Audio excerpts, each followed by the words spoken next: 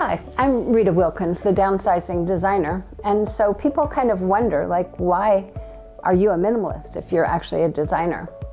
And the story goes from a life full of stuff to a life filled with meaning.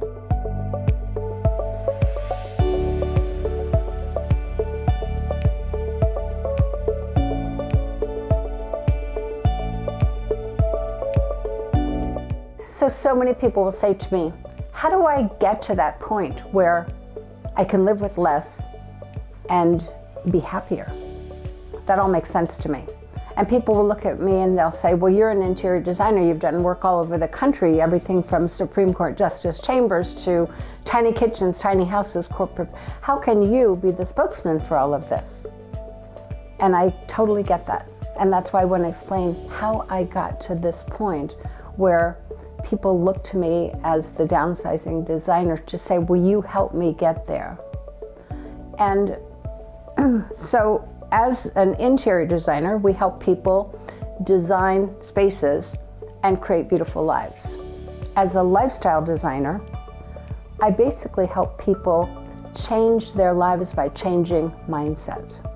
So when you get to a breaking point where I don't have enough time to be with my children or my grandchildren, I don't have enough, I have way too much stuff, and every time I walk in my house I get overwhelmed by so much stuff.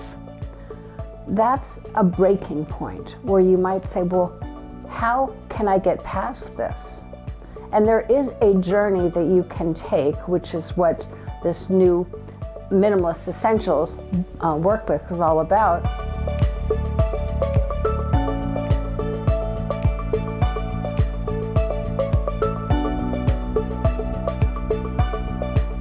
When you walk into your home and you see boots and you see coats and you see toys and you see dirty socks, how does that make you feel?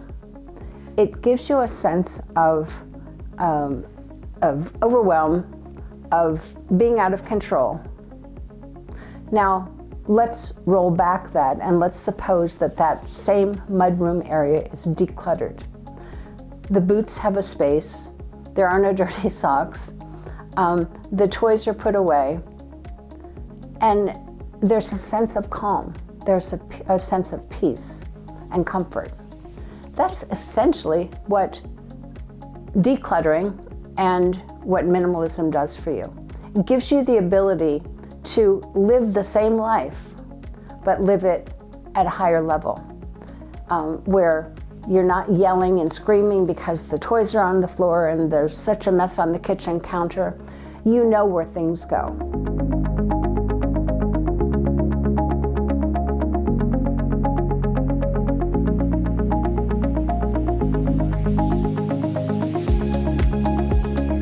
And once you've done that and you've kind of set yourself up for success, what you're going to realize over the course of time is there's going to be certain decluttering methods that really work for you. So I've run a company for 40 years. I love deadlines and I work well on deadlines. So my favorite decluttering method is called the burst method. So I might say it's a Saturday morning, it's kind of a cloudy day, and I'm going to spend about 3 hours decluttering this particular area of my home, and let's just say a closet. So I set a timer for say 45 to 50 minutes, and I go at it. You know, what am I wearing? What am I not wearing? You know, why did I even buy that in the first place? And you have your bags about where it's going to go to. It's going to be donated to the shelter, it's going to be disposed of, or it's going to stay in my closet. So once you decide on a method that really works for you, that's going to make your life a lot easier. So one method is that burst method.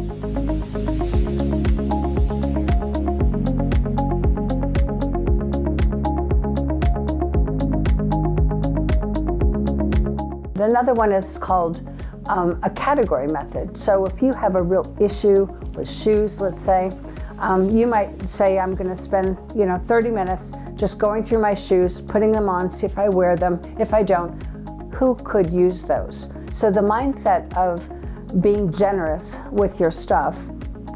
So for instance, a women's shelter.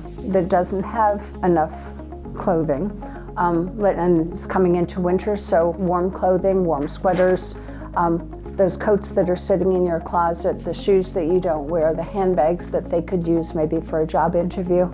So the mindset of giving definitely helps you through some of those things. So once you decide, you're going to be decluttering, find a method that really works for you, and then use that over and over again and put it into your schedule that, every Saturday morning I'm going to spend 2 hours, 3 hours, whatever it is.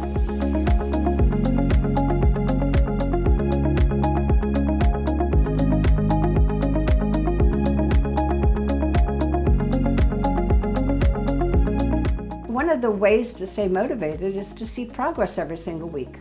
So you've got this plan, you're doing a really good job at implementing that plan. So what if you miss one Saturday? Just don't miss 2 or 3 or 5. But if you stay on course, you're going to feel that you're making good progress.